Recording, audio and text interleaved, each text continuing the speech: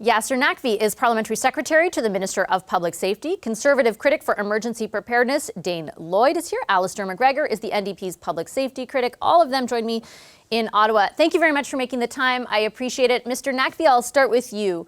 Why won't your government just clear this up? Admit that the minister misspoke and present the receipts. You know, here's who told us we needed to invoke the act. Here's exactly what they said and when they told us. Why don't you present that proof to clear this up?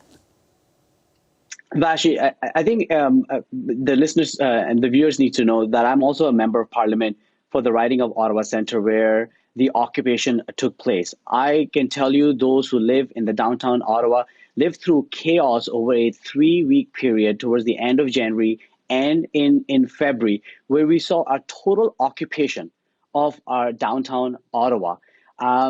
Despite the fact that we had a state of emergency declared by City of Ottawa, despite the fact that there was a state of emergency declared by the province of Ontario, we were still, law enforcement was still not able to control and end that illegal occupation. During that whole period time, the government was consulting, was talking with law enforcement to understand the kind of tools they need to put an end to this occupation.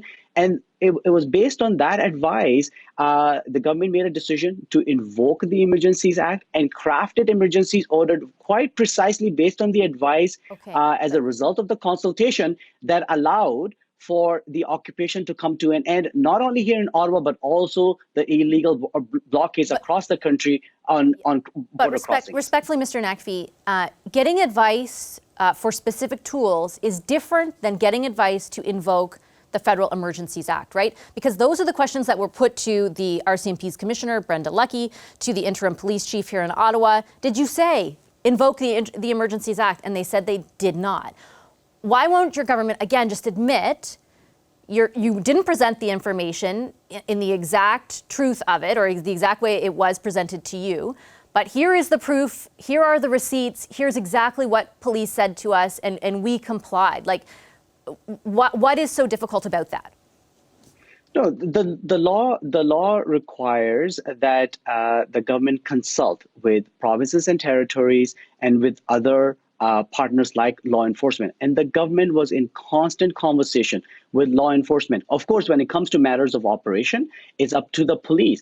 But when it comes to what laws should be used, that's a government's decision. But based on that consultation, based on the advice that the government was getting from law enforcement, that there were certain gaps in the tools available to policing, whether it's local police here in Ottawa or the OPP or the RCMP. Emergencies Act was invoked so that they can be given those extra tools to put an end to the illegal occupation and the blockades, not only here in Ottawa, but across the country. And again, the proof is that those measures worked. The occupation and blockades were brought to an end. And as soon as that happened, the Emergency Act was revoked. Mr. Lloyd, if in fact police were asking for extra powers, and the government deduced from that ask or from that advice that the way to comply with it was to invoke the Federal Emergencies Act, is what the minister said and did really so wrong? Well, it's very misleading because the minister said that it was on the recommendation of police that they invoked the Emergencies Act, which is clearly designed to deflect responsibility from the government and to make it appear to Parliament and to Canadians that it was police who had suggested or asked the government to invoke the Emergencies Act, when we know from police testimony that they had not asked the government to invoke the Emergencies Act. In fact, RCMP Commissioner Brenda Lucki said very specifically that there was never any question of asking the government to invoke the Emergencies Act. So it's quite the opposite from what the minister had been claiming for many months, that it was police that had recommended it. It was in fact the opposite, that it was the government going to police and recommending that the Emergencies Act be used. But I'm not sure that's fully accurate either. I agree, and I understand the point that the police have said they didn't explicitly ask for the act to be invoked.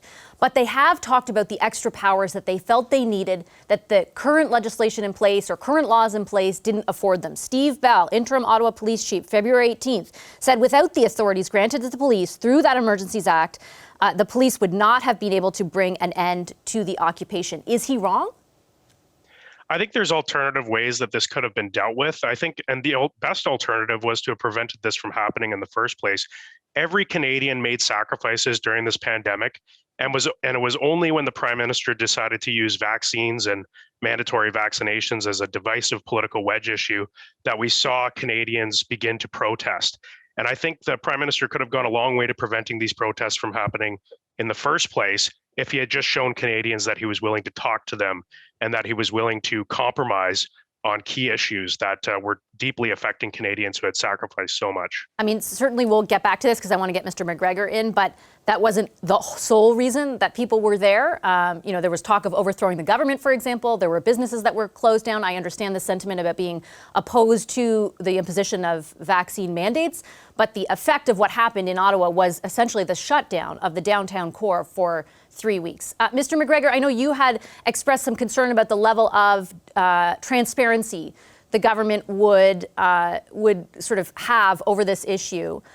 You supported the invocation of this act. Do you regret that now, given the fact that the stories between the police and the federal government do not seem to match up? No, I do not regret that decision because ultimately my decision was motivated by the people of Ottawa. It was motivated by the residents, by the small business owners, and by the workers that had their lives completely upended by an illegal occupation. Now, the invocation of the Emergencies Act in itself was a failure. It was a failure of the systems not working as they should have. We had a local state of emergency that produced no effects, a provincial state of emergency that produced no effect. And it was only finally on February the 14th that when the federal government stepped in with the Emergencies Act, that they finally could get the resources together necessary so that the people in this city could get their lives back.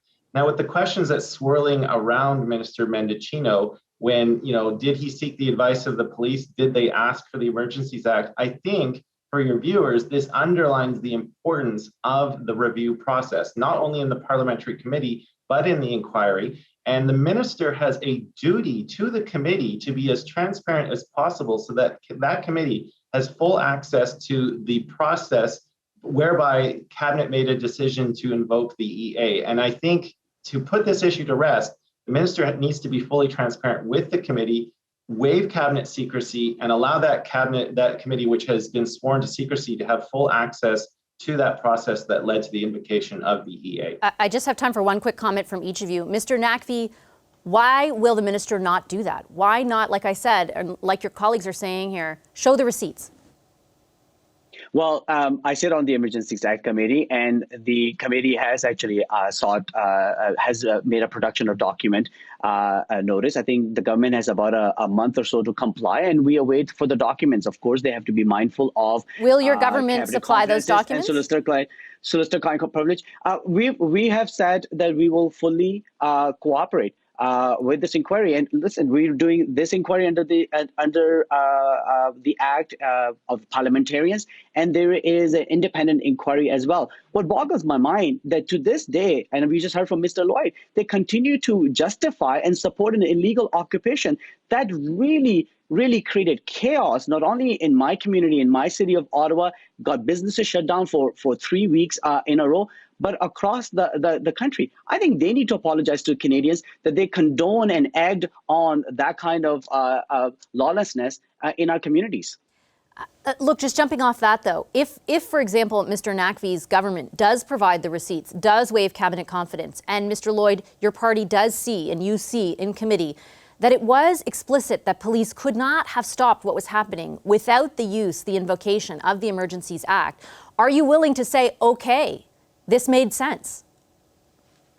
Well, I guess we'll have to see when we see the documents. It's clear that there was a failure here, and we have to see where that failure stemmed from. And I think the fact that the government used the Emergencies Act is a sign of that failure. And we have to see as well, were all the provisions used in the Emergency Act, such as the freezing of the bank accounts, were those all the most appropriate measures that could have been used? I don't believe they were the appropriate measures that were used. And so we'll wait to see. But, Mr. Naqvi said they'll fully cooperate with the inquiry in the parliamentary committee, but they have yet to actually commit to turning over the key cabinet documents. And I look forward to the day that they do commit to doing that. Mr. McGregor, if that cabinet confidence isn't waived, if those documents aren't turned over, is that something your party would see as a red line where support of the Liberals is concerned?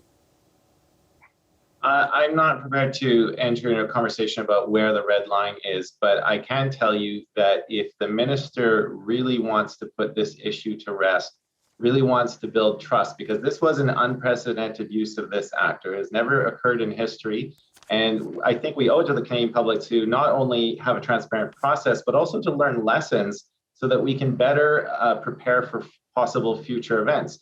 So I would put it back on the minister that if he really wants to put this issue to rest, he needs to cooperate fully with both the parliamentary committee and the inquiry, be as transparent as possible, and let parliamentarians and Canadians see the exact steps that led to the cabinet making the decision that it did. Okay, I have to leave it there. Thank you very much, all three of you, for making the time for this conversation tonight. Yasser Naqvi, Dane Lloyd, and Alistair McGregor.